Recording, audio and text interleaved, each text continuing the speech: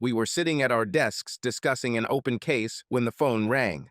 Ed and I exchanged glances. He nodded and answered the call. It was our informant who told us that Mario Luciano was in the city. Mario was the person we had been looking for almost a year. We could have put him in jail for the murder of a local businessman, and a target was announced for him throughout the United States. This was the first time we had any clue about his whereabouts. Ed, my partner, and I talked it over and decided to stage a raid using an informant. If he can pull this off, the charge for possession of a kilogram of prohibited substances will be dropped. Ed called him back and told him the terms of the deal. He agreed and made contact. Luciano was staying at a Marriott downtown and trying to make local connections. The informant hinted that he has a source, a large one, who wants to expand in our market. Mario, as we hoped, bought into it, and we were hooked. Now that the hook was set, all that was left was to pull it out. Easy and neat. We set up a meeting with Marriott management and explained our plan to them. We assured them that there would be no shooting or danger to their guests. We emphasized that no one should know about our operation so as not to alert the target. Management agreed, and we began developing a plan. The next day, we returned to the Marriott and began preparations for the takeover.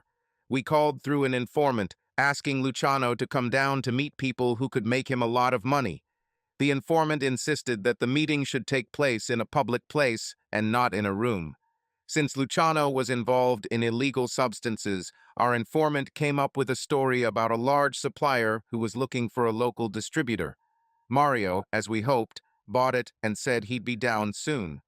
We were going to apprehend him peacefully as soon as he got off the elevator. We had information that, most likely, he would be unarmed, and we took this into account in our plan. We have blocked doors and stairways to keep traffic to a minimum. Although we didn't expect any problems, we wanted to play it safe. We took positions to the right of the elevators leading to the 20th floor. We verified that uniformed police were present but out of sight. They were standing to our left. There were 3 of them, ready to arrest the man we had come to pick up. The informant left, and we waited for our prey. He was due to come down any minute. Ed and I signaled to the uniformed officers to make sure they were ready. Now all that was left was to wait. We took up positions, our pistols in their holsters with clasps undone, ready for action if necessary. We noticed how the arrow on the second elevator changed direction to down.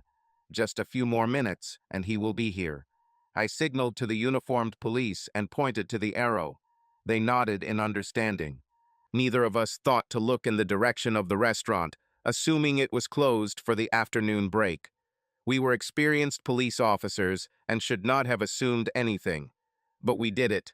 A man and a woman were walking towards the elevators from this direction, his arm wrapped around his companion. Her head was pressed against his shoulder, and he smiled at her. Lovers heading to their room. Ed nudged me to draw my attention to them just as the doors to the first elevator opened and they stepped inside. Without thinking, I went out into the area that was visible from the elevators when I recognized the woman. I found myself right in front of the elevator doors as they began to close. She looked at me, her eyes wide, her mouth open, as if she was trying to scream. She tried to reach the doors to stop them, but it was too late. The doors closed and the elevator began to rise. Ed swore, angry that I had foiled our plan, grabbed me, pushed me behind him, and motioned for the uniformed police to be ready to rush in when the second elevator opened. I was too stunned to say or do anything, and was still standing there when Ed screamed at me to move and everything went wrong. He and police arrested the man and took him into custody. I sat on a chair in the lobby while all this was happening and was still sitting there when Ed approached me. "Let's go, partner.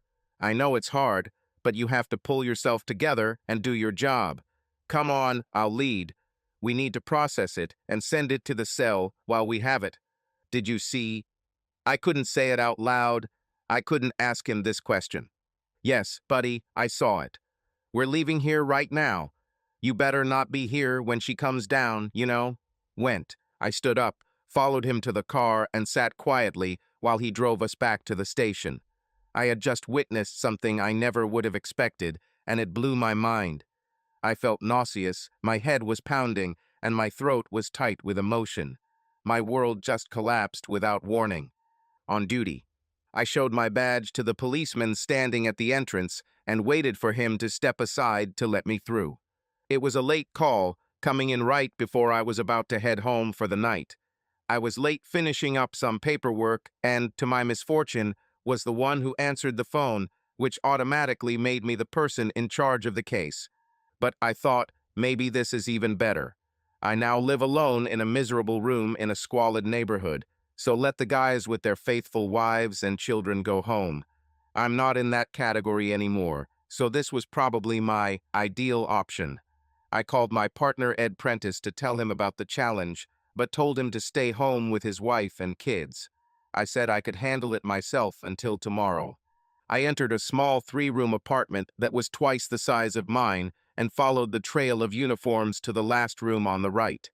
This was the bedroom of the poor fellow, who was now half lying on the floor, half on the bed. I went inside. The room remained empty until I showed up. I approached the body and began to look around. The position of the body, the furnishings, the blanket, everything that had to do with this person. This is what I did and what I knew how to do well, but even without any preparation you could immediately tell that this man was probably bleeding to death. Hey, Cross, when can we pick up the body? I've been here for almost an hour. Why so long? Where is your shadow? Is he on vacation? It was Harry Feeney, assistant medical examiner.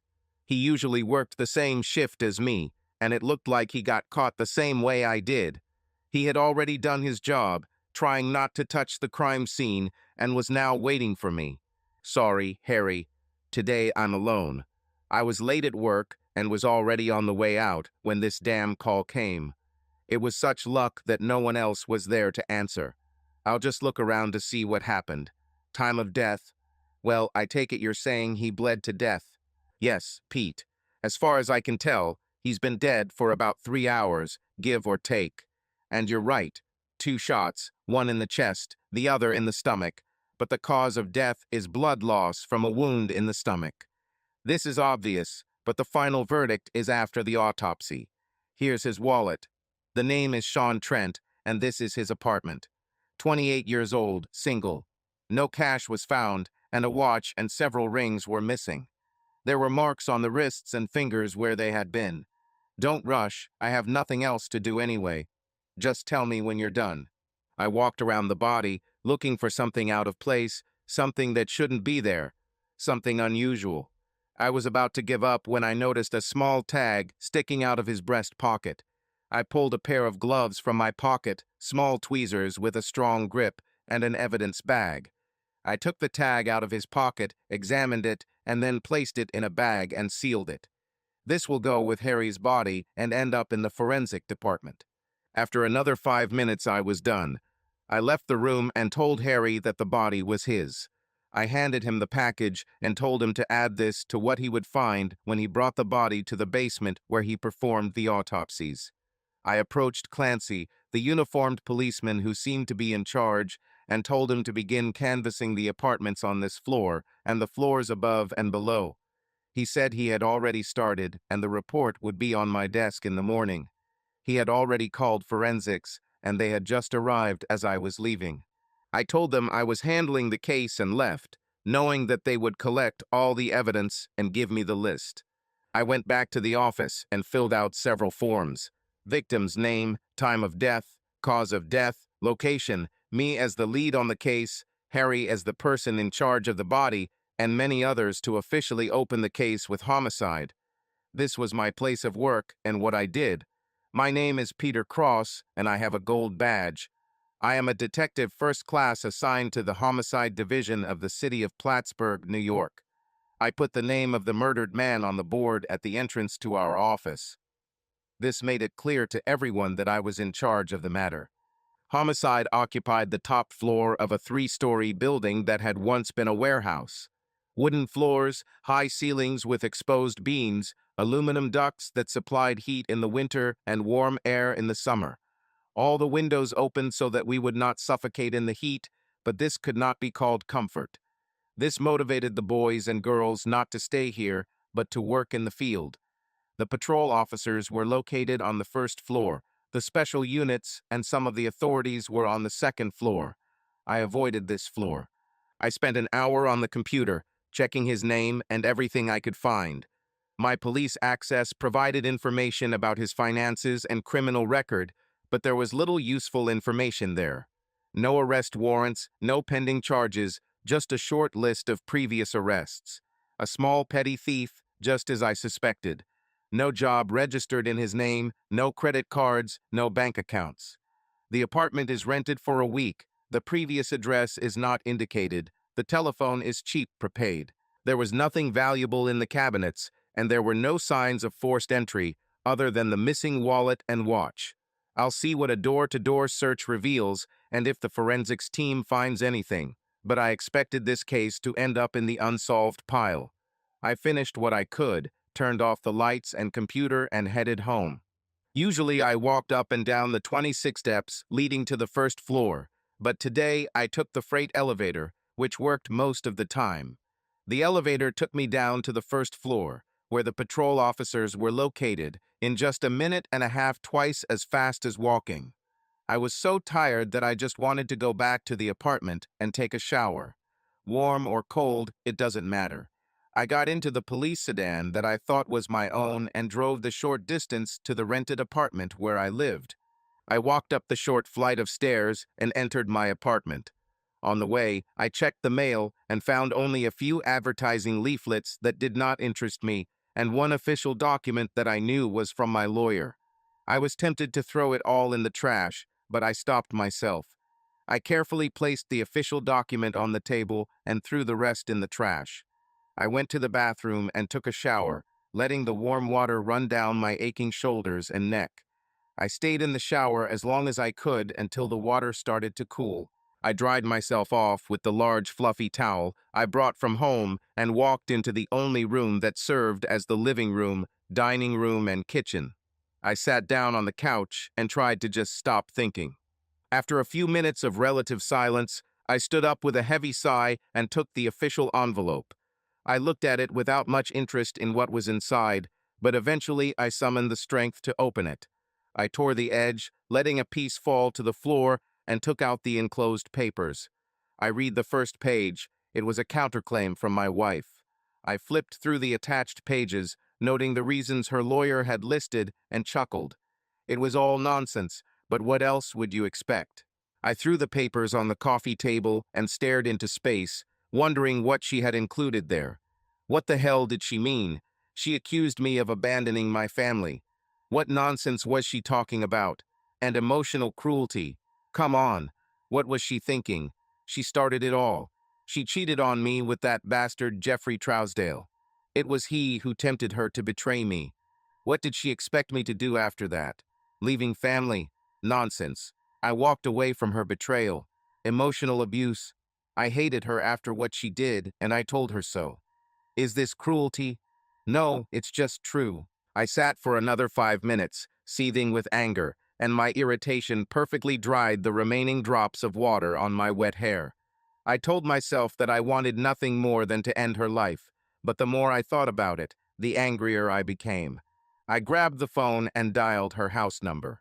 Surely she is now with her lover, I thought when the phone started ringing.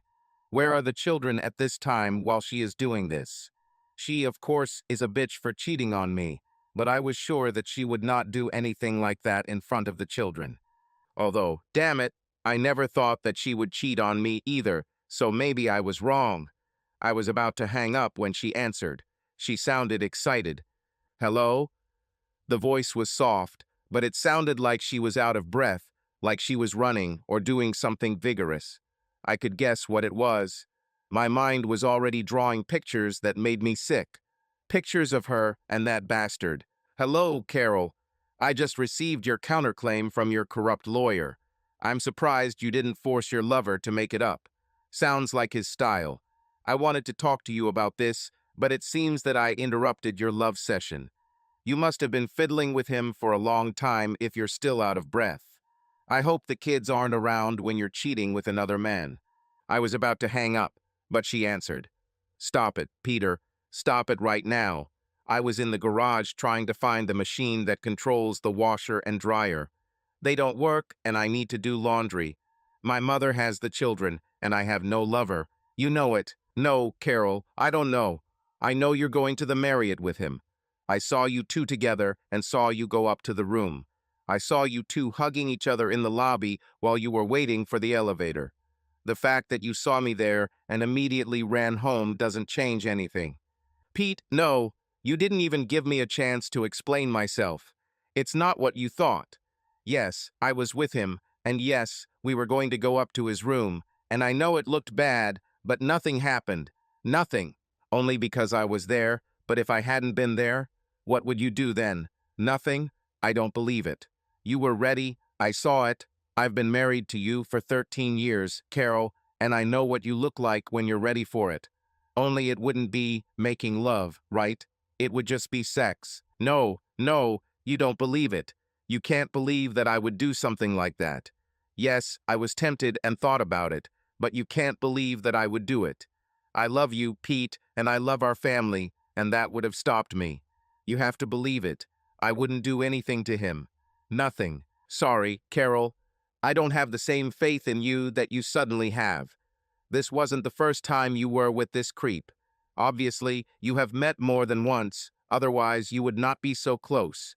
He was used to allowing himself too much with you, that was obvious. Anyway, I called you to tell you that I will fight the counterclaim and make sure your lawyer choke on it. Pete, please, please come home so we can discuss everything. I made mistakes, but not as much as you think. I've never cheated on you. Never. You must let me explain myself and tell you what you saw. Please, Pete, come home. Think about the children. Sorry, Carol. It was you who didn't think about me or our children. You started this, and we will finish it. I won't be your doormat, and I damn sure won't share you with another man. But wait, were there other men? And in general, are our children from me? I have a lot of questions now, Carol, that I never thought I'd have to ask. I trusted you completely, but now I can't even trust you to tell me the truth. And what's worse is that I wasn't alone when I saw you. My partner and a bunch of uniforms also saw you two in that damn elevator hugging. Want to guess how many people know about you two now? Goodbye, Carol. I hung up, so angry I could barely breathe. I leaned forward, putting my head between my knees, and tried to calm myself. God, as a police officer, I should have known better than to lose control like that. But it was at work, and this is personal, and it hurts. Strongly. My breathing slowed, and the dizziness went away, but I was still completely exhausted and nauseous. It's good that I didn't eat dinner. However, I couldn't even remember the last time I ate. But it didn't matter, I still didn't want to eat. I have barely been able to keep food down since this happened. The next day I called Ed Prentice aside. Ed was my partner, but also my best friend. We went through the academy together, then we both served on patrol, and then we set ourselves the goal of becoming detectives. I got my badge first, and when Ed also became a detective, he became my partner. We had good crime-solving statistics, a couple of high-profile cases, and we were considered the best in the department. I wanted to talk to him alone. Listen, Ed, you know what I'm going through right now with Carol. I need information, and I needed it yesterday. I want the uniforms to press down on this bastard and have him crawl on his knees in front of me. I want him to understand that everything comes from me so that he feels this pressure. Of course, not in a way that he could prove anything. He knows what I need to know. Can you do this without it coming up on me? Say no more, partner. I'll do everything. Give me a couple of days, and he won't understand what's going on. He can't even go to the toilet without breaking some law. And know that ours are on your side. Nobody likes him, even among the guys. He's a smart lawyer, and everyone knows it. He was talking about the person Carol cheated on me with, Jeffrey L. Trousdale. He was one of the lawyers in her firm, and it was him who I found with her. At best, he was an ambulance chaser, but in reality, he was a scoundrel. We all hated him because he defended the worst of the worst. None of us were against a good lawyer who followed the rules, but Trousdale wasn't like that. And now, when he crossed my path, he messed with his most powerful enemy. And this enemy had many ways to pin him down. and he will soon understand this. Look, Pete, I know it's none of my business, but Helen talked to Carol, and I know for a fact that she regrets what she did. Helen believes that she simply made a huge mistake and regrets it greatly. You're right, Ed. It's none of your business. I don't have a problem with Helen and Carol interacting, but I don't care. Carol showed that she can lie, just like everyone else. So I can't trust what she tells me or Helen, and you should be careful what you hear. Ed blushed, accepting the criticism, remembering that my grief was still fresh. Wisely, he said nothing more. I went back to my case and reviewed the forensic reports. There was nothing there, but according to interviews with witnesses, several people saw someone named Willie Jude running from the apartment immediately after the loud noise. It seems our Willie has messed up big time. The tag I found in Sean's pocket at the crime scene contained part of the address of a building in the city's warehouse district that could be a clue. Since this was the only evidence we had, Ed and I got an arrest warrant and went looking for our guy. It took us almost the whole day, but we managed to get information that he was hiding in an empty building in the very part of the city where the indicated address was located. We called special forces and went to take him. After a short and futile struggle, Willie gave in, sobbing like a baby. We took him back to the station and put him in an interrogation room.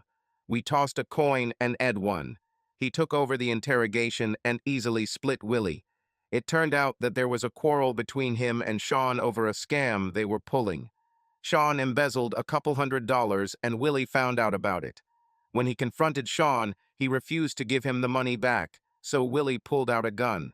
A fight ensued and the weapon went off. Sean was still alive and screamed loudly, which greatly frightened Willie. Then he shot again to silence him. Taking all the money he found in Sean's wallet, as well as his fake Rolex and rings, Willie ran away and hid where we found him. As Ed recorded the confession, I took Willie to the cell and walked him through the processing process. They took his fingerprints, registered his belongings, and took some attractive photos for the case. After he was in the cell until the morning, I returned to my desk to complete the paperwork. For a case that I was going to file as a cold case, we got it done in less than 24 hours. Not bad. This should look good in our statistics. Such small murders always brought special pleasure when they were solved. The next morning, we held an identification parade and 3 witnesses confirmed that Willie was the same man they saw running from Sean's apartment. We had ironclad proof. While I was closing the case and removing materials from the board, Ed exited the freight elevator. Ed had weight problems and didn't do extra work if possible. When I walked, he rode the elevator. When I ran, he walked. While I was getting coffee, he was eating a donut, and so on. If the criminal escaped, Ed returned to the car and drove around the block to intercept him. And I was the one who ran after him until I was exhausted. He came and sat on the interrogation chair next to my table, crossing his legs and putting his hands behind his head. Just wanted to let you know that Mr. Trousdale had a very bad day. It appears his tail light was broken and the license plate sticker was illegible. He was issued a fine for both violations. And you won't believe it, he crossed the street at a red light, and one of our girls in uniform noticed it. I gave him a fine for jaywalking. It's automatically $50. I smiled and high-fived him. Ed grinned widely in response and said, "Give him 2 days at this pace. He'll be here on Friday to talk to you. What will you tell him?" "I don't know yet. I want to know the truth. I want him to tell me everything he knows about the 2 of them. One way or another, I will find out the truth. You may have to look away when I do this. You know, I have vision problems. It's time to see a doctor. Sometimes I don't see anything," he said and walked away, waving his hand and muttering something about a visit to the doctor. Now all I had to do was talk to Carol and listen to her version. I had a feeling that she would lie outright.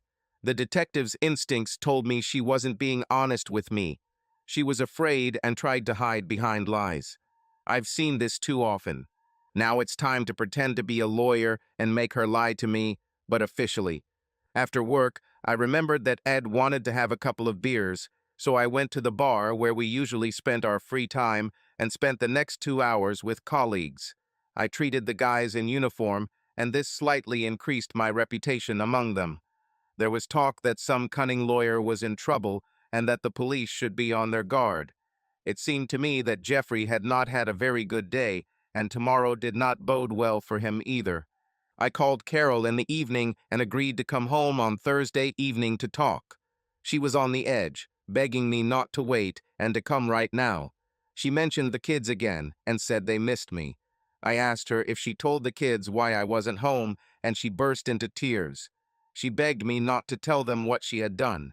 I asked why I couldn't tell them that I had simply misunderstood an innocent situation. She cried and begged, and it became too hard for me to listen to.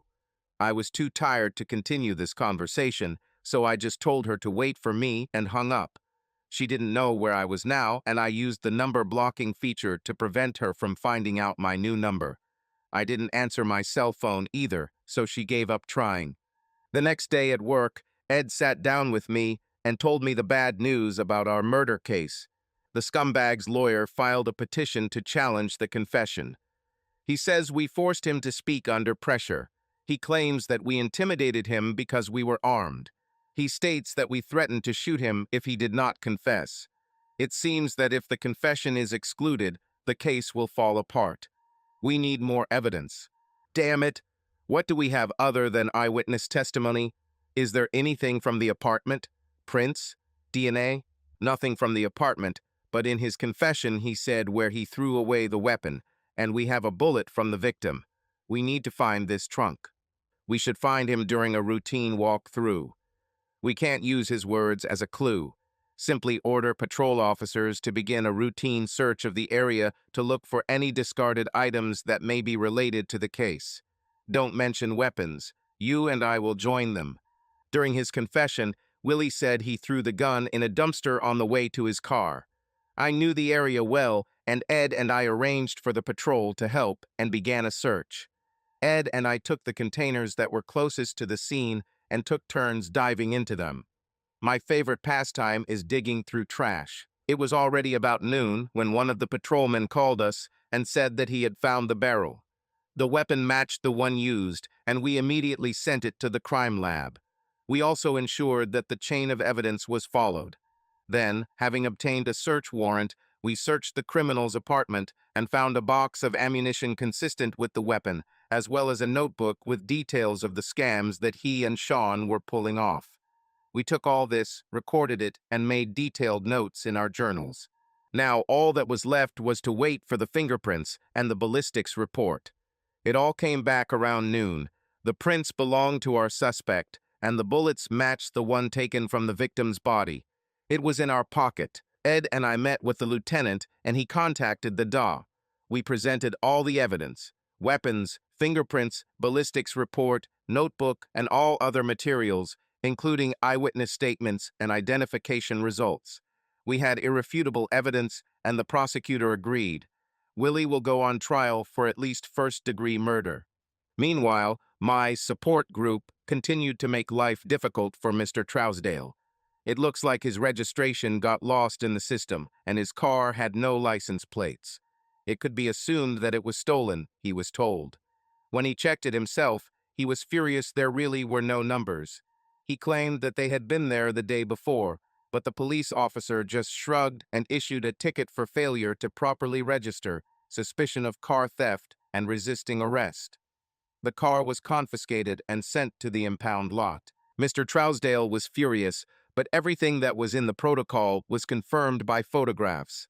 No license plates, no proof of ownership, and he was caught on camera with his fist raised as if he was threatening the officer. It was Thursday, and I could feel the pressure building on him. He was on the verge of exploding. I let Ed know that one word from me could stop this nightmare, but that it would be my word against his if he tried to blame me for initiating the police harassment. And if he does decide to file a complaint, who knows how things could get even worse for him. Ed grinned and said that the message had already been conveyed. I was off duty and ready to meet Carol. Ed and I stopped for a beer, and I told him what I was going to do. He wished me luck and sent me off to listen to the lies I expected Carol to tell me. I was almost sure that she would try to convince me that this was an isolated incident and that it was simply an error in her judgment, or that her boss was harassing her and she succumbed to his charms. Everything to convince me that she is not guilty of cheating. Now, a little about Carol. I met her 13 years ago at a Christmas party hosted by the district attorney's office for all the detectives and those of us who worked with the district attorney and not on the streets. We were the ones who worked closely with the prosecutor's office, and most of us knew all the lawyers working in the city. The party was good, and I was having a good time when I saw her. Red-haired, with long legs and noticeable curves, she immediately attracted my attention, and I could not take my eyes off her. Then I was alone, without a girlfriend and without obligations. I didn't meet anyone often, but this girl could change my mind. She was with another girl, a blonde, and they were standing in front of 4 or 5 guys who were clearly trying to flirt with them. I knew many of them, and most of them either had wives or girlfriends. I was watching, placing bets on who would get lucky when the redhead said something and the guys just disappeared. The two of them laughed at something she said. I continued to watch her, and at some point our eyes met. This was the beginning of a short but passionate romance. Carol worked as a secretary in the district attorney's office and was assigned to the general department. This meant that she helped those who needed to take on extra work on cases or hot trials. She was trained as a paralegal and wanted to work for a private attorney or a prestigious law firm. She was respected and loved by her colleagues. I also became attached to her, and it seems that it was mutual. We started dating, realized we had a lot in common, and soon became very serious about each other. We experimented with sex and realized that we were suitable for each other. She was open in her desires, as was I, and we easily found ways to satisfy each other. The love between us turned out to be stronger than anything we had ever experienced with other partners. We fell in love with each other, and this predetermined our destinies. I proposed to her over the Christmas holidays, and she accepted. We got married in June in a typical wedding with friends. Our families lived in other parts of the country, so after the wedding we were left alone. We honeymooned in Hawaii, like many newlyweds, and for the first week we barely left our room. In the second week, we still began to explore the islands, but frankly, we found each other much more interesting than everything else. When I returned home, I went back to work as a police officer, and Carol found a job at a law firm doing defense work. She loved her job and soon began putting her paralegal knowledge to good use. We decided to start a family soon after I received my detective badge, and a short time later we had Julia. Carol stayed at home with Julia for almost a year and then went back to work. Everything was the same until Julia was 2, and then we had Jimmy. Carol stayed home again for almost a year and then returned to work. This was 7 years ago. In all this time, I have not had a single reason to doubt my wife or our marriage. Carol was a loving wife and a wonderful mother, and I loved her as much as I did on our wedding day. I always trusted her to take care of our home and children while I was in the service.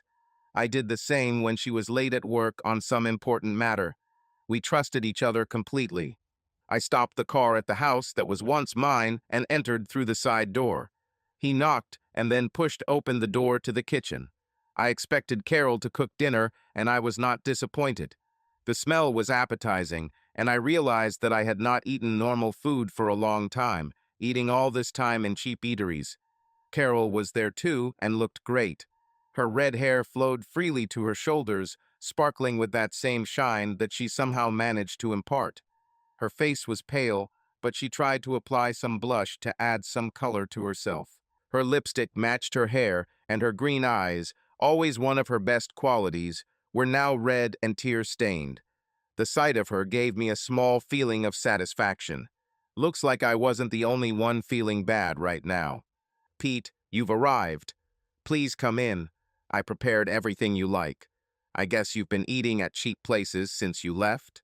I hope you'll at least sit down and eat properly while we're talking. I'd like to eat, and it smells really good, I said, sitting down in my usual place and filling my plate. As I ate greedily at the food, I asked, "Where are Julia and Jimmy?" Julia and Jimmy are our children. Julia is older, she's 9, and Jimmy is 7. Both are red-haired, like their mother, and Jimmy is broad-shouldered, like me. Julia looked more like Carol, but she had my nose. Otherwise, she was a beauty and Jimmy was a pretty boy. I admit, Carol and I made great kids, and they were wonderful. I was grateful to Carol for this because at first I wasn't home much when they were growing up. I was still a patrolman at the time, but I had already earned my detective badge and worked with the district attorney. It took many hours of hard work, but I soon settled into a normal schedule and started bringing home significantly more money. And by the way, I was sure that the children were mine. What I doubted then was said in a fit of anger in order to hurt her the way she hurt me. The children are with my mother. She doesn't mind looking after them for a few hours. I told her I would pick them up before they went to bed. I would like to see them. I think you knew that, right? Yes, Pete. I knew, but I wanted to talk to you first. We can go after them together, you know? All you have to do is stop this nonsense and go home. Just come back, Pete. Please. Tell me why you were with Jeff that day, Carol. Tell me, why were you alone with him, and why did you go up to his room with him? Tell me, Carol, and if you have a good reason that I can believe, I'll come back. I'll come home if you can give me one reason why you went up to another man's room. It was a stupid mistake, Pete. I didn't think clearly then and acted recklessly. He's been stalking me for months now, telling me I'll love it, and that you'll never know so it won't hurt anyone. I gave in, but I never intended to go any further. I would stop and go home before I could cheat on you. I believe it, Pete, and I want you to believe. You should know that I would never cheat on you. I love you and I love our family. I would never risk this. Never. I swear, Peter. I swear to you that I have never cheated on you. I listened, I let her talk, and I wanted more than anything to believe her. But I was a cop, a detective. I heard people lie to me every day, and their lies sounded like the truth. I've heard young, beautiful women with everything ahead of them lie about their boyfriends. I listened to men who had wonderful families lie about the women they dated on the side. Every day I caught call girls and pimps who lied to me no matter what I asked, and most of them were convincing. Most lied so sincerely that deep down I wanted to believe every word. But they were liars.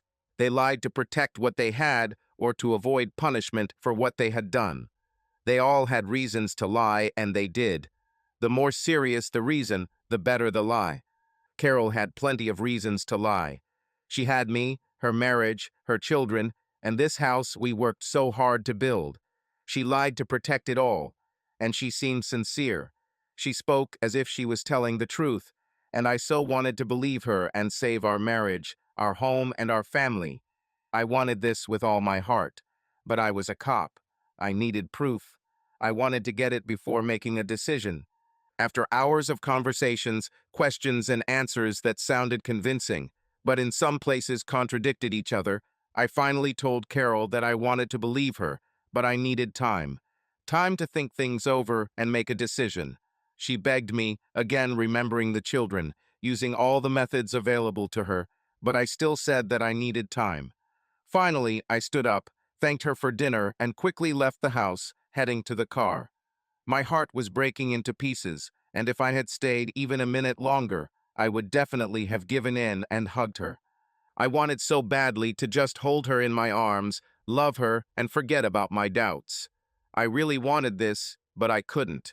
I drove back to my one-room apartment in a squalid part of town and burst into tears. I was a tough cop, someone who had seen a lot and was prepared for anything.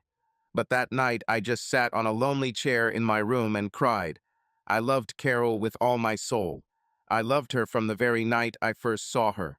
And the moment I saw her with that man in the hotel, my soul shattered into pieces. I never understood what it meant to die of a broken heart. Now I understand. Now I finally understand how those women feel who lose a son, husband, or loved one. I understood how a man feels when his wife dies as a result of robbery.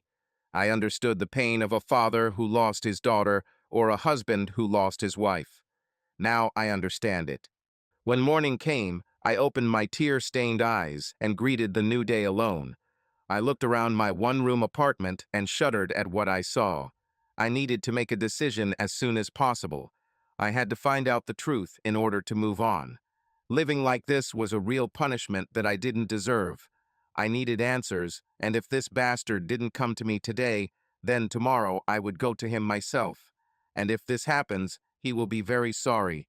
When I arrived at work, there were 2 messages waiting for me from Carol asking me to call back and 1 message from Jeffrey Trousdale. I threw all 3 in the trash and walked over to Ed to see what he was doing.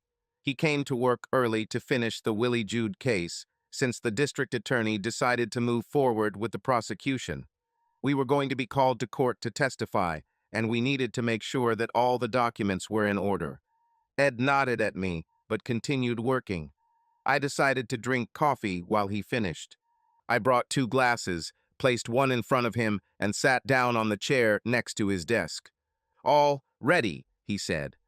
"We have an ironclad business, and the documents, as always, are in perfect order. No lawyer can find any flaws in this case.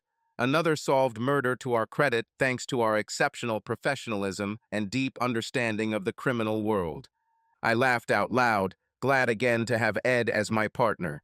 He was the one who helped me cope with difficulties, and now I needed him more than ever. He knew everything about my situation, but kept it to himself unless I asked for advice. He never discussed what I told him with anyone, not even his wife Helen. Ed and Helen were together longer than Carol and I, and they had 3 children, Ed Jr., Tommy, and Alice. Ed Jr. was 12 years old, and the twins Tommy and Alice were 10. He had a wonderful family, almost the same as mine, before Carol cheated on me. Excellent job with the confession, even if they try to challenge it. Everything was done according to the rules. Let the prosecutor decide for himself if he cannot restrain him. We still caught him in the act. Exactly. Have you heard anything about Trousdale? Rumor has it that yesterday he was not himself.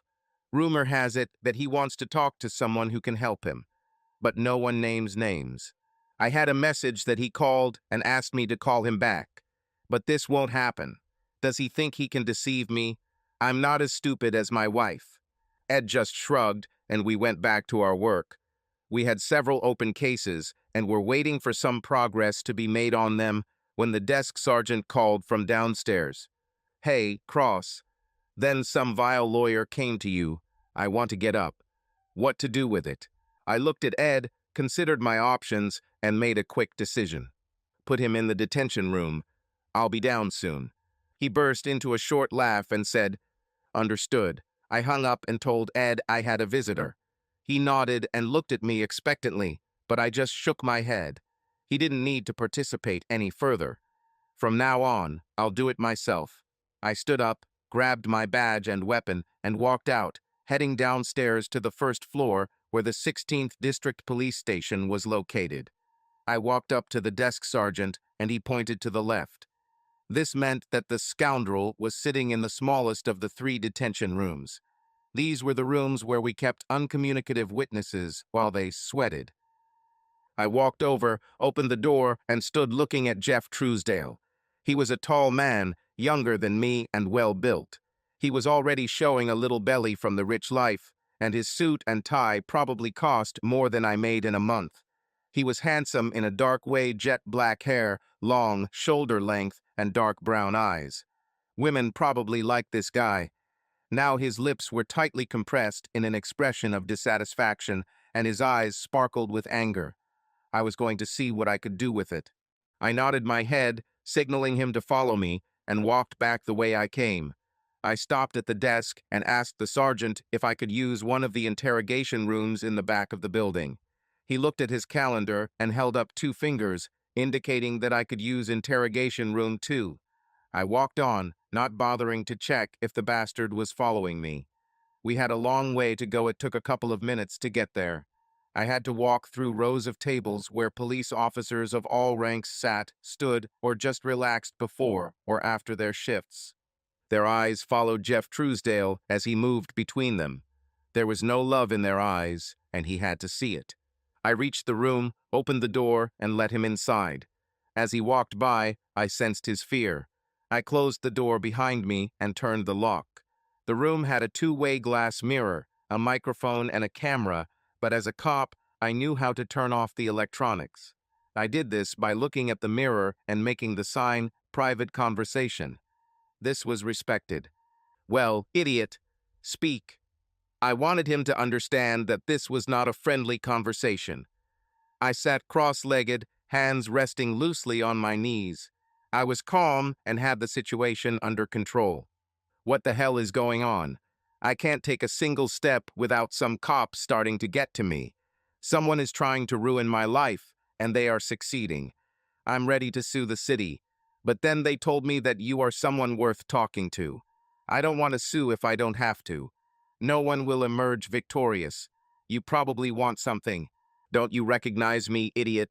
My name is Pete Cross, and you are having sex with my wife, Carol. His face suddenly turned white and his eyes widened. They looked at me as if I had suddenly grown horns, and he feared for his life. However, he really should have felt that way. He began to stutter, his hands flying in front of him as if he was trying to shoo someone away. I just sat and waited. I saw how it slowly dawned on him what kind of shit he had gotten himself into. Oh, damn. Wait a minute, Cross. I don't know what you think, but I can explain everything. It's not what you imagine. Just a misunderstanding. Now my preparation worked. I interviewed murderers, traitors, and thieves in this room and broke them all. This was my territory, not his. Well, Jeff, you're already starting to annoy me. I took a break from my busy work because I thought you wanted to talk, and all you do is say things that make me angry. I think it's better for you to go back to your life and leave everything as it is. I'm sure if you lead an honest life, the police will have no reason to get to the bottom of you. Listen, it's not what you think. Let me explain, please. Explain what? You had sex with my wife, and we both know it. So what is it that I don't understand? Was she the one who pestered you? Isn't it your fault? Were you just in the wrong place at the wrong time? Damn, I heard it all, Jeffy, so save your excuses. You're a nasty lawyer, and you wouldn't know the truth if it hit you between the legs. He sank into a chair, and now looked no longer like a confident lawyer, but like a man sentenced to life. His eyes became glassy, and he looked like he was about to cry.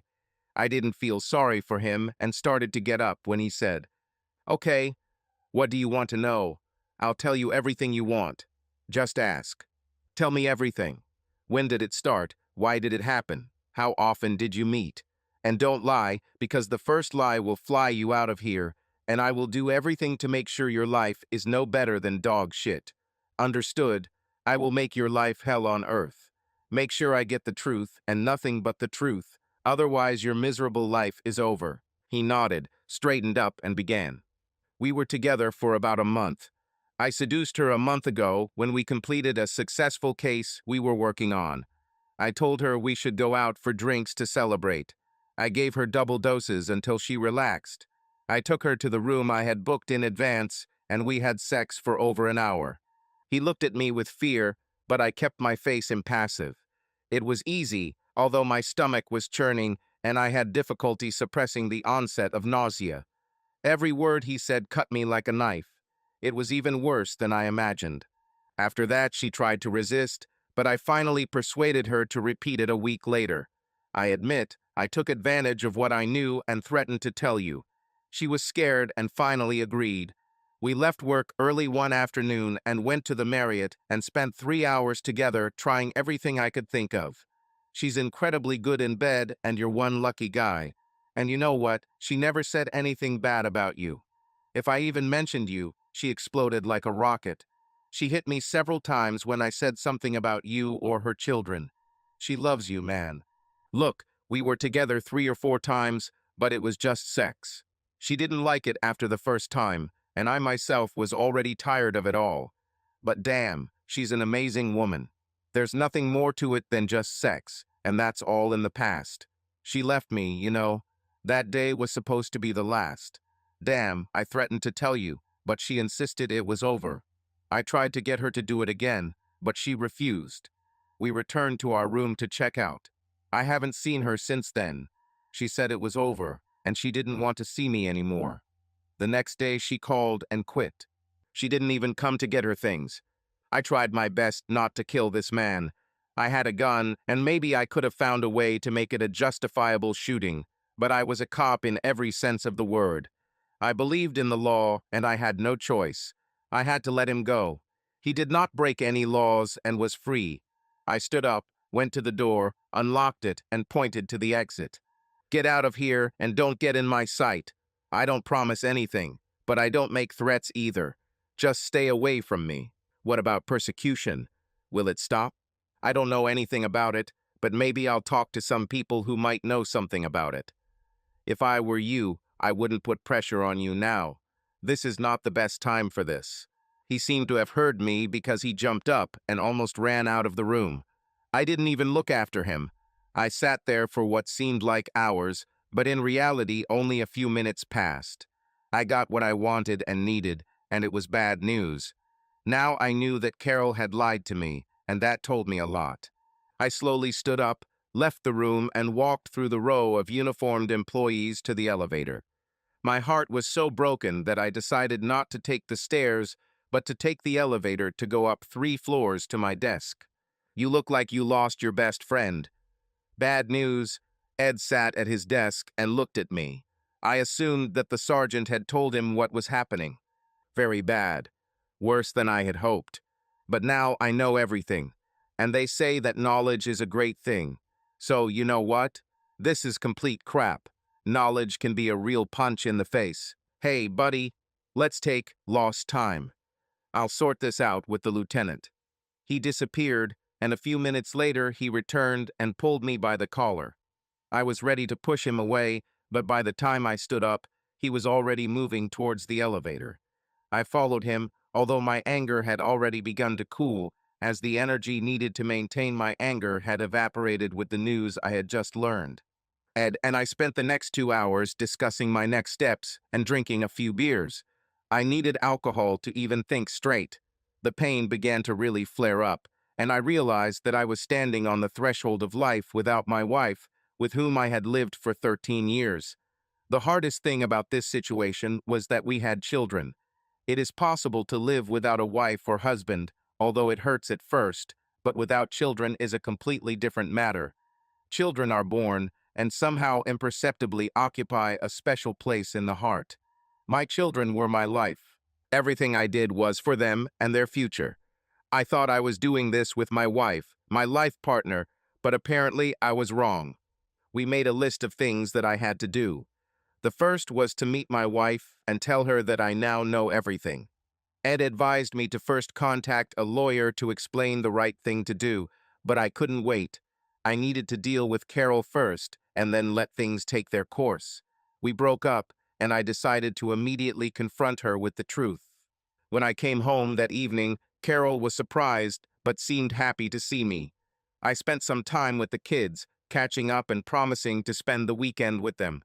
They asked when I would return home, but I was evasive and told them that I was busy with a major project and needed to be ready to make sure everything went smoothly. They accepted this explanation when I said it was a secret project and they had to swear not to tell anyone. After that, they went to their rooms to finish their homework and work on their computers. Carol and I were left alone. She sat down on the couch next to me with our cups of coffee.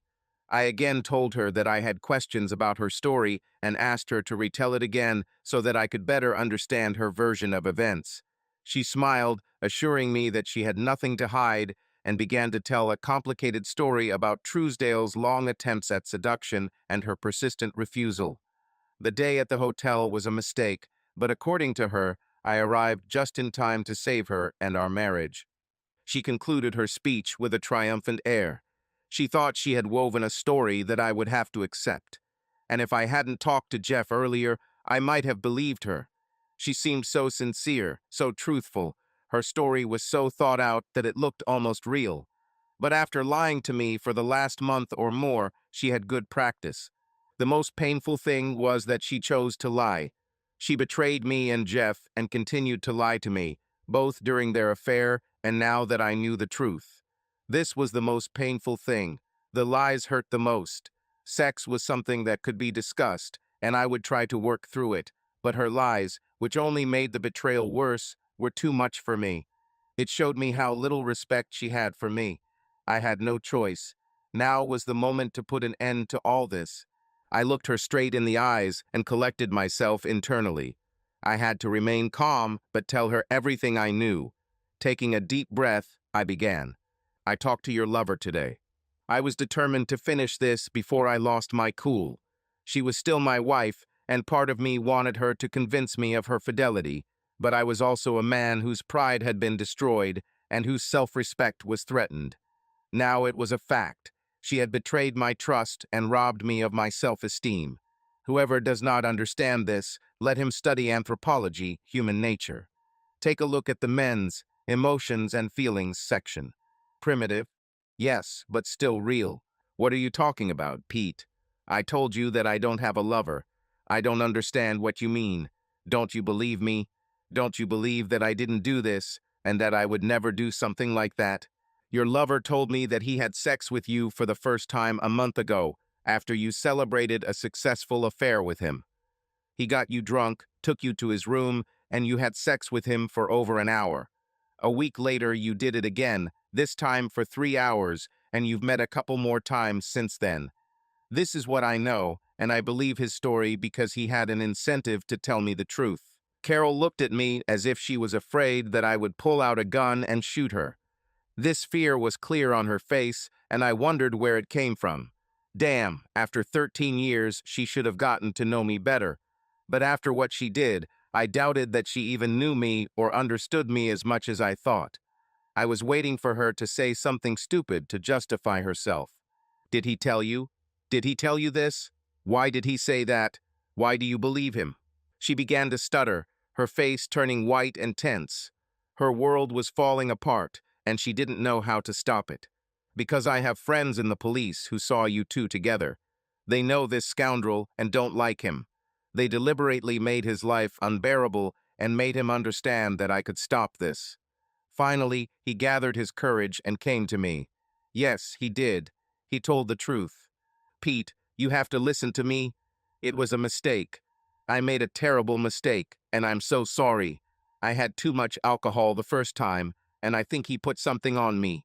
I really think so, and I was afraid that he would cause trouble when I refused him a couple of times after that. He threatened to tell you, and I was scared, so I agreed a second time. I didn't want to, and it was terrible. I thought he would leave me alone, but he still needed it. I didn't like it, and every time I did everything possible to stop him. You have to believe me. No, I shouldn't.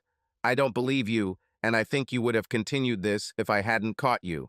I saw your face that day. It was obvious that you liked it. You enjoyed it and wanted to continue.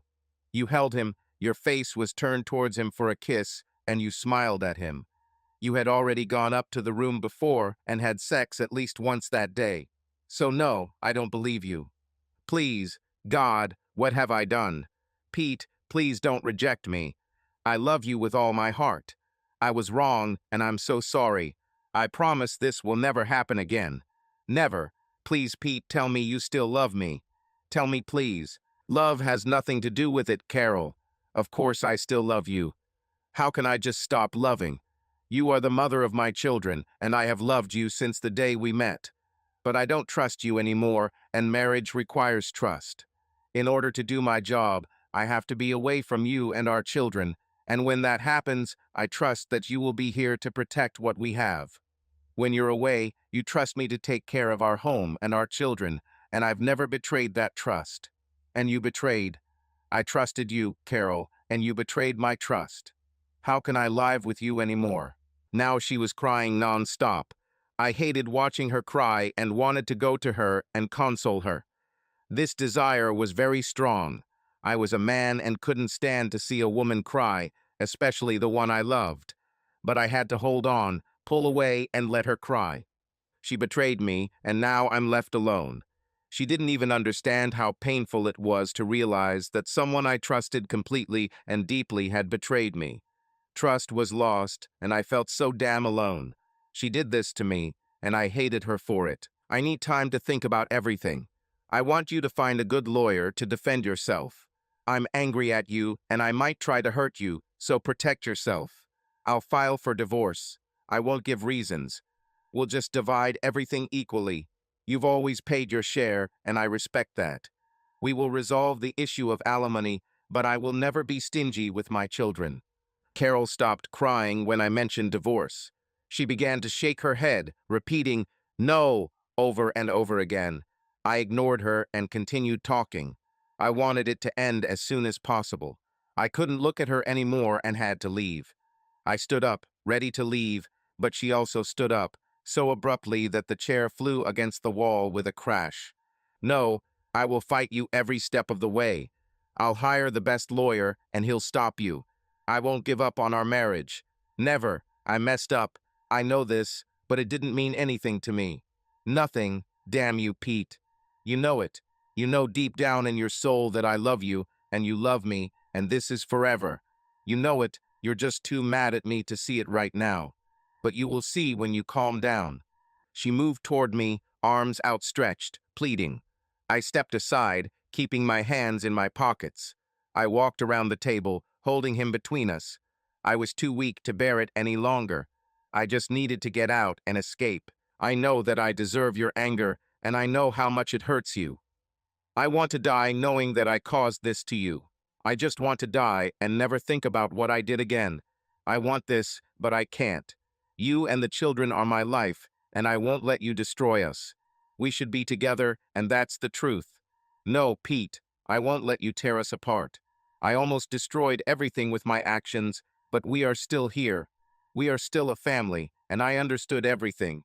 I'll never do that again. You just have to forgive me, Pete. That's all you need. Just forgive me, and I will prove to you that it was the right decision.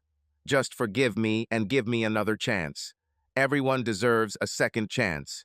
As a police officer, you should know this. I needed to leave. It was tearing me apart. I had already suffered so much from her betrayal, and now she rushed to me, begging for a second chance. I wanted more than anything to give in, to let her back into my life. But he couldn't. I couldn't just forgive her. I was too hurt to do anything other than hit her back, hurt her as much as she had hurt me. She did this to me. I need to go. I will contact you later and tell you who you can contact and who will represent me. I have to go. With these words, I turned sharply and almost ran out of the house. I got into the car and drove, getting away from her as quickly as possible, and from the life on which I had become dependent. It had been almost 2 weeks since my confrontation with Carol, and everything was about to change. I was still in the same single room, but already took steps to return to the house. Carol will stay in the master bedroom on the second floor, and I will take the spare room. It was on the first floor and had its own bathroom and entrance. This was the apartment that used to be called Mother-in-Law. This arrangement arose solely due to monetary constraints. I didn't make much money as a cop, and Carol's job as a paralegal wasn't much better. She earned almost as much as me, but we had a lot of obligations. A house, children, 2 cars, and utilities with food and clothing. I asked my lawyer to contact her lawyer and convey the request. She immediately agreed. She wanted me to come home, and it was in her best interest. I knew what she was thinking, but I didn't really care. I wanted to be closer to my children, and this helped. My lawyer didn't like it, but he eventually agreed as long as I continued to live in separate bedrooms. He concluded that the issue of money would benefit the judge. We were going to court. She kept her promise. She fought me every step of the way. She objected to child support, and although I knew she had found a new job almost immediately, she claimed that she had to quit her job to stay home with the children. She raised other issues, all of which cost me money and time. She was smarter than I suspected, but she was a paralegal. She had access to knowledge that I did not have. But I was stubborn and continued to fight. I relied on the department's legal team to support me without charge. I was with my children every evening and on weekends. I worked as few hours as possible, and Ed encouraged me to be home before they were ready for bed. On the weekends, I would have dinner with them, but every evening during the week, I would go to one of the restaurants I knew. I was losing weight and eating crap, but I was determined to make it on my own. It's funny. It's usually the wife who has the problem of coping on her own. When I was alone in my room in the evenings, Carol would always try to knock on the door and ask if I needed anything. Every evening when I came home, the bed was made and there were fresh towels in the bathroom. Everything I needed was there, neatly laid out for me to find. I understood her strategy and appreciated it, but I didn't let it affect me. When I left for the night, I rarely opened the door, but she continued to make sure I knew she was just on the other side, waiting. It killed me to know that she was there. It was murder, pardon the pun, but I resisted the urge to open the door and drag her inside. When the urge became too hard to resist, I imagined her on her back with the bastard's ass and her legs wrapped around him. This thought worked for a while, but soon faded as her description of their sessions seemed to say that nothing was right. Our lawyers continued to fight, and after a month, we were finally called to court to find out why we could not reach an agreement. I arrived to find her and our lawyers waiting for me. She asked to meet with me before we were forced to let the judge make a decision. My lawyer was in favor, urging me to resolve this matter in a civilized manner rather than force a verdict on me. He said I wouldn't like it if a judge got involved. I agreed out of desperation. We were led into a small windowless room containing one desk and 4 chairs. I walked in, followed by Carol, who stood and looked around. Finally, she sighed and sat down on one of the chairs. I followed his example and took the one opposite her. I looked at her and motioned for her to begin. When are you going to forgive me and help me get our life back on track? You know that this is not what any of us wants. I admit I screwed up, and I promise it will never happen again what I did. I will do whatever you want to make up for it. Just tell me what you want me to do, and I will do it. Do you want to start your own novel? Fine. Ask any questions, and I'll wait until you tell me it's over. Until then, I will remain faithful. She was serious, as far as I could tell. I knew her as well as anyone, and I knew when she was telling me the truth. And before you say anything, she never lied to me because I never asked any questions. I trusted her blindly. It never occurred to me to ask her questions, so she had no reason to lie. I can't forgive you, at least for now. I still see you and him together, and in my nightmares I imagine all sorts of things. Sometimes I wake up and can't go back to sleep because of what I see when I close my eyes. Do you think I'll live with this? Oh God, Pete, nothing of the kind. It's never been like you and I made love. It was just quick, dirty sex, no love and no affection. What you saw in the lobby was what I was trying to convince. He had to end it. I didn't like anything. I just wanted it to end, and this day was the last for both of us. He should have told you I was ending it that day. I knew it was true, but so what? She still cheated on me, and in doing so gave away everything I thought I knew about her. And for what? What did she gain by this? I never asked her about this. Why? Carol, tell me why you did this. Why did you throw away everything we had for a stupid affair with another man? Why? It was stupid and selfish of me. I spent a lot of time with Jeff, and he was a smart, slick operator who always tried to flatter me, tell me how sexy I was and how much he admired me. He talked about my children and how lucky you are to have me, and he didn't hide the fact that he wanted me too. He pursued me, and I began to look forward to his praise and his attempts to seduce me. I had no problem resisting it, but eventually I realized I wanted to see what it was like. He wasn't a threat to you, and he never tried to be. I just thought it would be safe to do it once. It has never meant more to me than this. What about me and the kids? Have you ever wondered what would happen to me if I found out? You were never supposed to find out. Never. It was my secret, and after I found out how guilty I felt, I knew I could never tell you. God, how it gnaws at me, but even so, I did it again. I never know why. I still don't understand why. I should have stopped everything right away and told you. I still ask myself why I didn't do this. I listened, but her words made no sense to me. These were just words that hid the pain of her betrayal. I realized that nothing she said would make me feel any better. I had to learn to either live with it or move on. I stood up and said in as calm a voice as possible, "What can we do to speed up the process? She looked at me, her eyes filling with tears as she considered my words. Nothing. I haven't changed my mind. I don't want this divorce, and I will continue to fight it as long as I can. You'll have to literally throw me out of your life because I won't go away quietly. With these words, she left the room. We were going to court. The judge was unhappy and ruled that our lawyers must sit down and come to an agreement. Otherwise, he himself will take everything into his own hands and make a decision for us. He said we were both fools to force him to interfere. He mentioned our children and asked if we understood what we were doing to them. I listened, but in all my years as a police officer, I had heard judges scold defendants so many times that I learned to ignore it. When he hit the gavel, I stood up and quickly left the courtroom. I went back to work. Ed and I had a new case, a drug deal gone bad. In the morgue, there were 2 dead blacks and 1 dead Spanish. It was a bidding war between 2 rival gangs. At this point, the Spaniards were ahead, 2-1, and the blacks vowed to even the score. Ed and I tried to stop the violence, but it wasn't going well.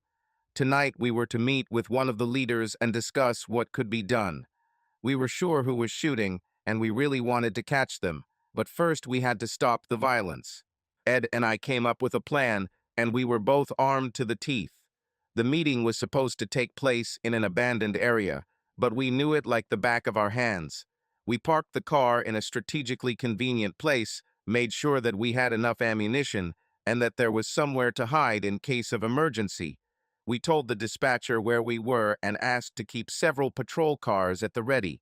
The dispatcher replied that the cars were patrolling the area and would be there upon the first call. We did everything we could, and now all we could do was wait for Booker to show up. He was the big shot who could stop the showdown if he wanted. From the very beginning, the meeting did not go as planned. First, 3 Spaniards appeared, looking around as if not understanding what was happening. We were in neutral territory, so they weren't in any danger from the other gangs, but we weren't expecting them, and it looked bad for Ed and me. The Booker we agreed with never showed up. Now we find ourselves in an unpleasant situation. Ed and I pulled out our guns, looking at 3 angry and armed men who clearly thought we were trying to set them up. We had no idea what they were talking about, but gradually we began to realize that we were the ones who had fallen into a trap. We tried to get out of this situation with words, but someone somewhere started shooting, and then everything went to hell. I remember Ed screaming, me calling for backup to say that gunfire had started, and Ed and I returning the fire. We were trying to retreat to the car for cover when I felt a blow to my chest. Then everything suddenly became quiet. I saw Ed look at me in surprise, fire a few more shots, and then start talking to me, but I didn't hear a sound.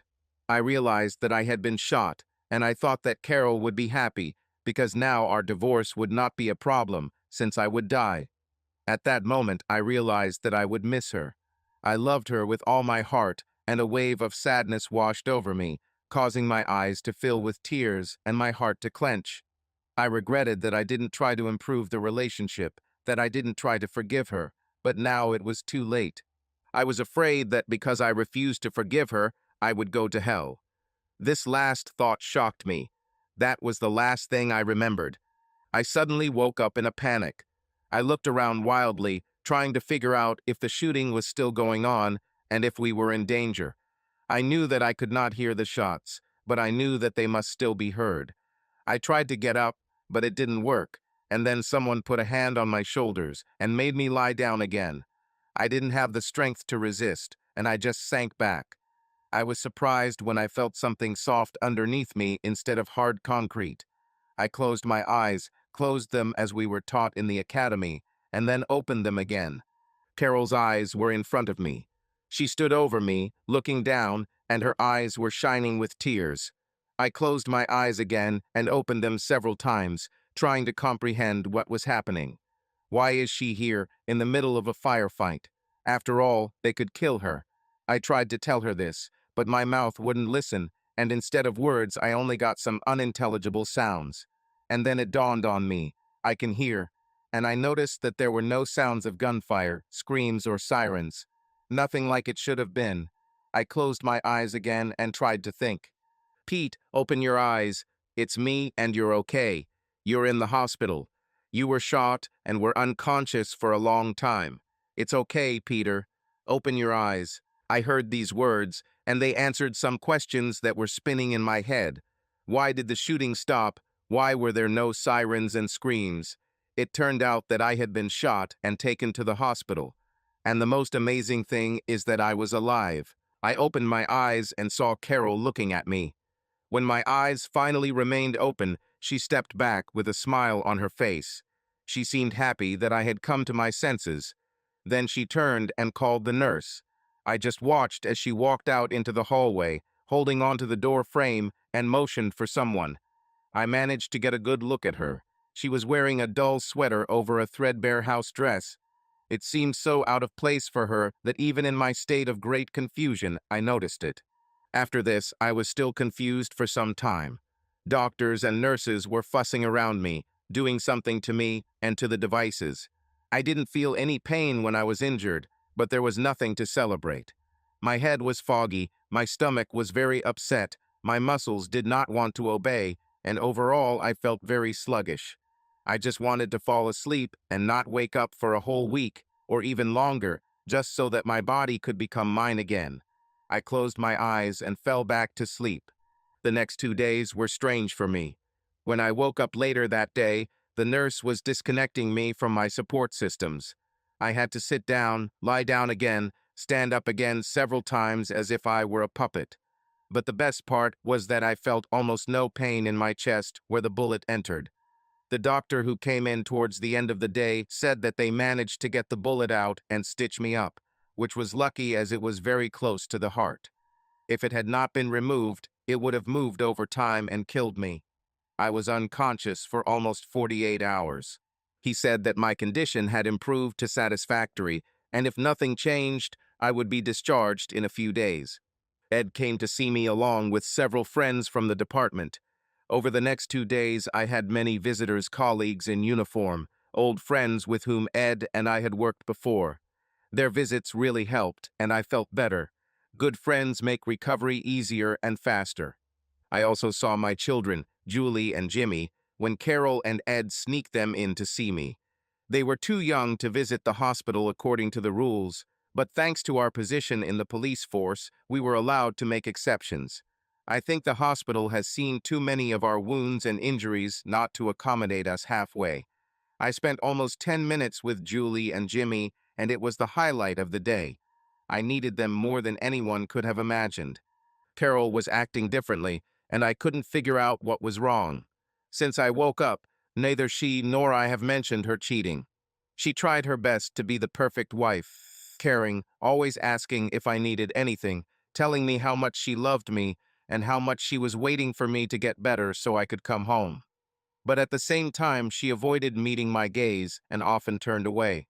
She was clearly tense, and when the pain or discomfort became unbearable, I would sometimes swear or growl, which would cause her to cower and turn away. This made me angry. It was more angry than words or apologies. The only time I mentioned anything about her cheating was when I said that I needed to find a place where I would live after being discharged. Carol's face turned white, her breathing became ragged and heavy, but she didn't say anything. She looked at me for a moment, her lips trembling as if she wanted to say something, but then she turned away again.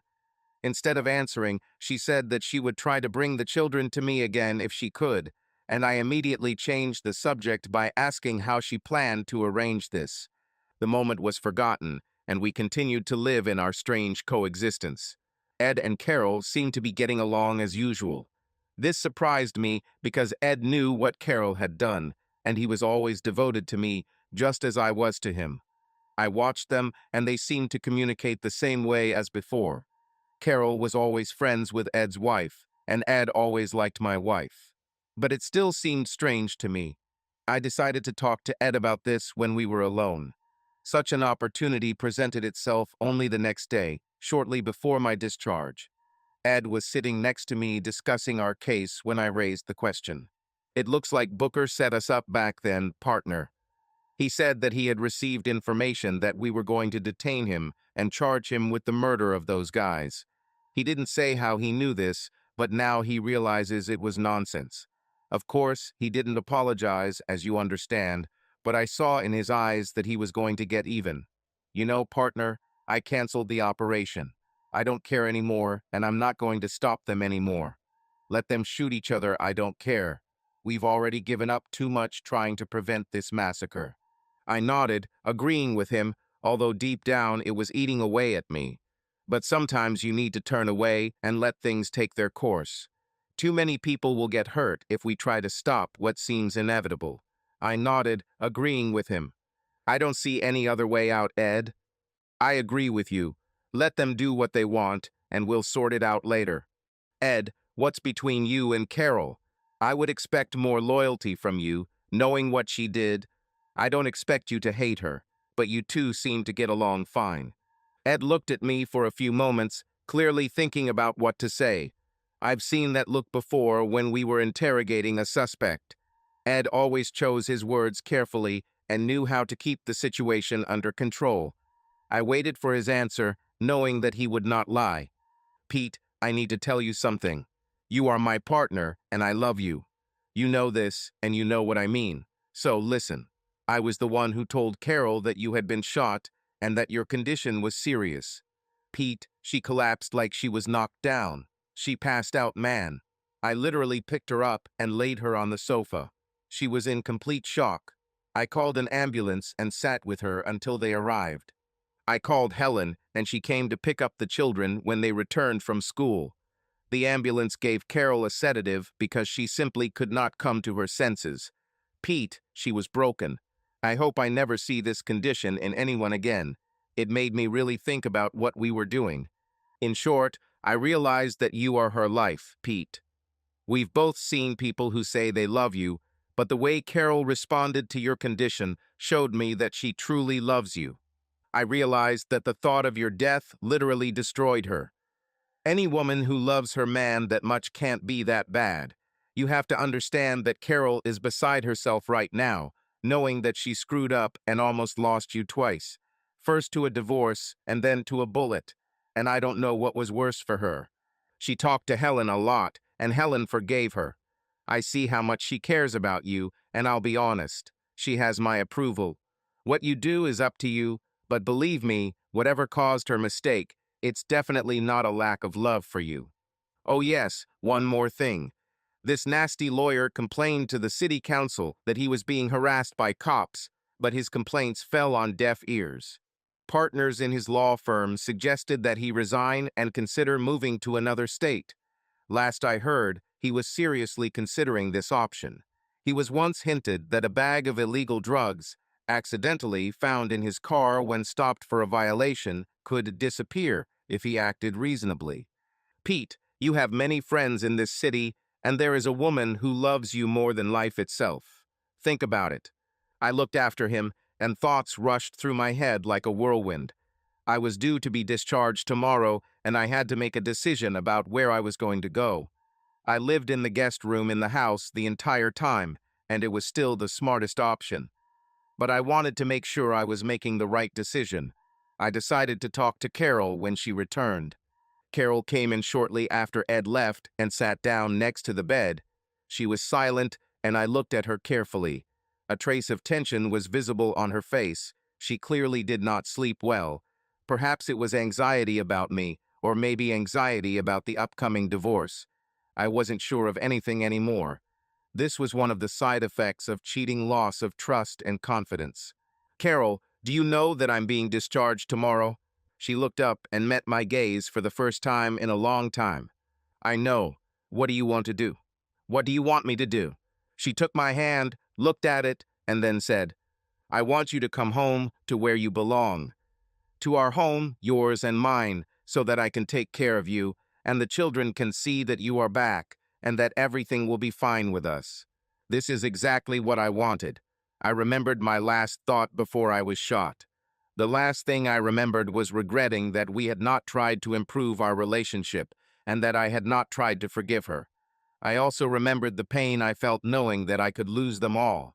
Maybe this injury was a kind of awakening, a warning to me that I could lose everything at any moment, and I didn't want to die alone. My father once told me something when I was angry at a friend who had let me down. He said, "Do you want to be angry or happy? You can't be both." He was right, more than I could understand at the time. Carol deserved a chance to explain herself. She deserved a second chance. I had no right to be judge and executioner because we were together in this marriage.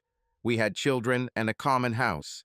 I was not alone, and I did not have the right to make a decision that would affect everyone but suit only me. She broke our agreement when she cheated, but we both made a vow, for better or worse. I could not take advantage of one part of this promise while ignoring the other. Okay, let's go home. Let's try to figure it out and get through this. I'm ready to try. Her look, full of love and devotion, convinced me that we had a chance. A real chance to stay together as a family. I returned home and fully recovered from my injury. Within 4 weeks, I was back to working at a desk, and within 6 months, I was back to full-time duties. Ed and I solved many more cases, and I received the rank of lieutenant. Ed became a detective first class, but stopped there. It was his decision. I later received a promotion to captain and my own unit. Life went on as usual. I missed field work, but it was much safer. Carol was thrilled when I got the promotion and the desk job, and I could see why. I was reminded of the cold and pain in my chest outside on cool days. Carol and I were able to repair our relationship and became a couple again. Her new job was more intense, but also more transparent. She always informed me where she was and never stayed late without calling and explaining. She introduced me to all her colleagues and made sure I knew who was who. She said I could call her any time for any reason, and she would always answer. She did everything she could to get me to trust her again, and over time I actually started to do so. We made love for the first time 3 months after I returned home. It took longer than I expected because I was still struggling with the visions that flashed into my head at unexpected moments. Before we did this, I asked Carol to tell me everything that happened between her and Jeff. She didn't like it, but she told me, and I admit, it wasn't as bad as what I had imagined. I had nightmares. Some are about the shooting, and some are about Carol and her lover. I can't say which ones were worse. Carol seemed to be able to discern what exactly the nightmare was about and tried to be especially caring at such times. It helped. I think her suggestion to try something new in bed also played a role. She said that in what we try, I will be her first. This pleased my ego. We are back almost to what we were before her betrayal. The kids grew up, went to high school, then to college, and we stayed together. The children got married, we had grandchildren, and we were still together. We were husband and wife. We loved each other and cared for each other. But here's the important thing. We were never able to return to the same level. I always had a little doubt in the back of my mind every time she was late or came back later than she promised. I watched her when we were at friends' parties or barbecues. I wondered who was calling her when the phone rang and she answered. Sometimes I would just sneak glances at her when she didn't know I was looking. I was nervous when she said she was going out with friends, and I always stayed awake until she returned. In the first months, it was especially difficult, but over time it became easier. Did she cheat on me again? No, I knew it, and I knew she would never do it again. She once told me that the worst thing about cheating is not getting caught, not paying the price for it, and not losing trust. She said these things could be returned over time, and I could learn to trust her again.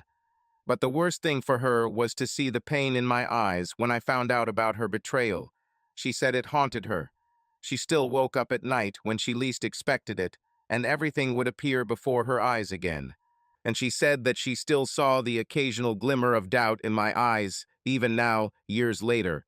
And she said that the pain she experienced in these moments was worse than anything she had ever felt. Worse than the pain of childbirth. So we both paid for her mistakes. Are we happy together? Yes, we are happy and where we want to be with each other. But could it have been better? Yes, if she hadn't cheated, everything could have been better. I still feel angry sometimes that I lost it, but I promised in joy and in sorrow. The consequences are truly disgusting. Subscribe to our channel so that your love doesn't cheat on you and go ahead and listen to the next story, because this story is nothing compared to the next one. If you're under 18, don't even think, click to the next one. Click to the next one. Click to the next one. Click to the next one.